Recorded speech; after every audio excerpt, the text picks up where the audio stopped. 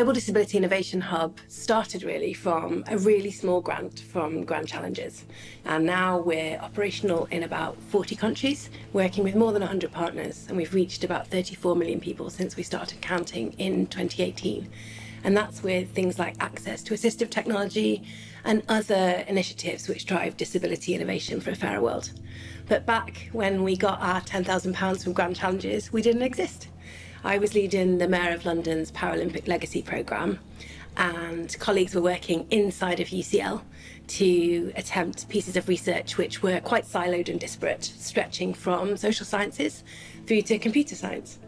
The Grand Challenges grant enabled us to hold a pop-up GDI Hub. We had this idea that a research centre that worked across disability could be a really exciting thing to do.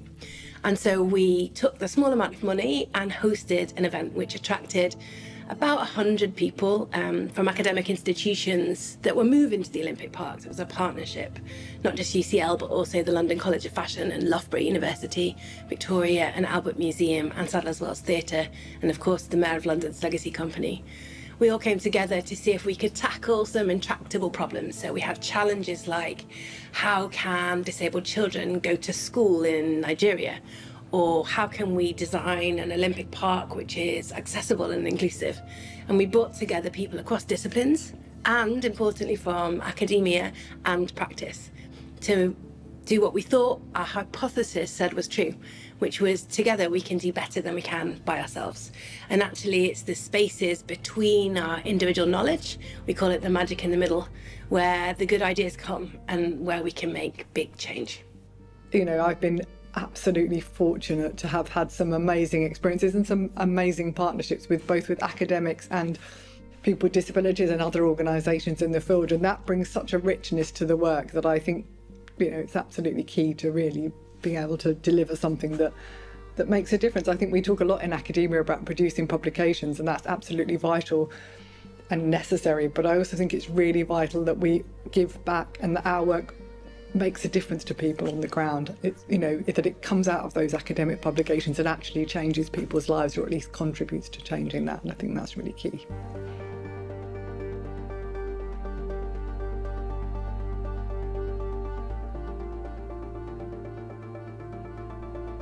We know that there are 2.5 billion people that need AT in the world, but 9 out of 10 people do not have access to the AT they need.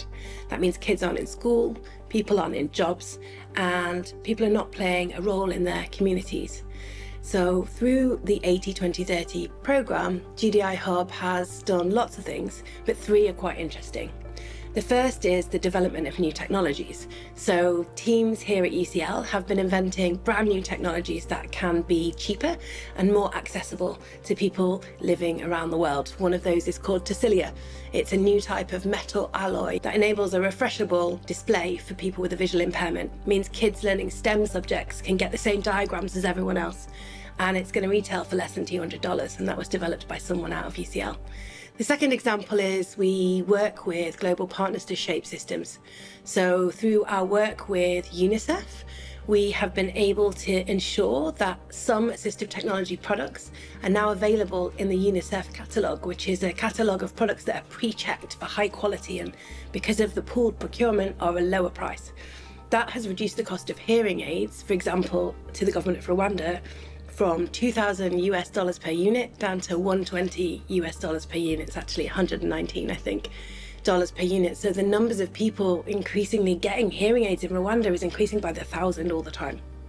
I guess the third example I'd give is our programme GDI Accelerate. That supports businesses in the AT sector.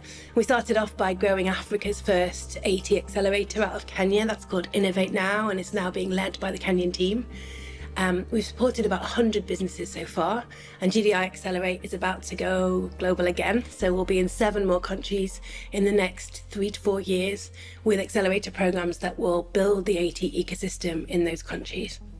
I think when we started our relatively small grant to set up the Global Disability Innovation Hub, I don't know what the others thought, but I certainly wouldn't have imagined that it would have become what it is today. I can't imagine, you know, that was, I think in my wildest dreams, that would have been a great outcome.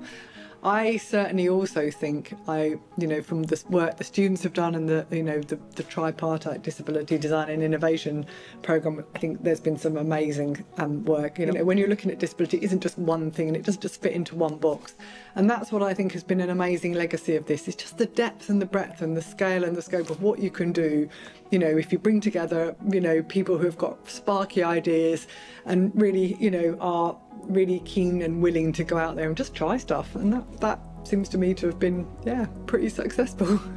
We've actually just become the WHO's Global Collaborating Centre on Access to Assistive Technology.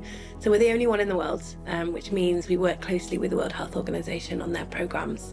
We are currently working with the government of Sri Lanka to help them also address access to assistive technology. And through our consultancy work with people like the World Bank or UNICEF or the Asian Development Bank, we're able to have much bigger reach than our small numbers would otherwise imply. We're about 25 people inside of UCL and about 25 people in the Community Interest Company.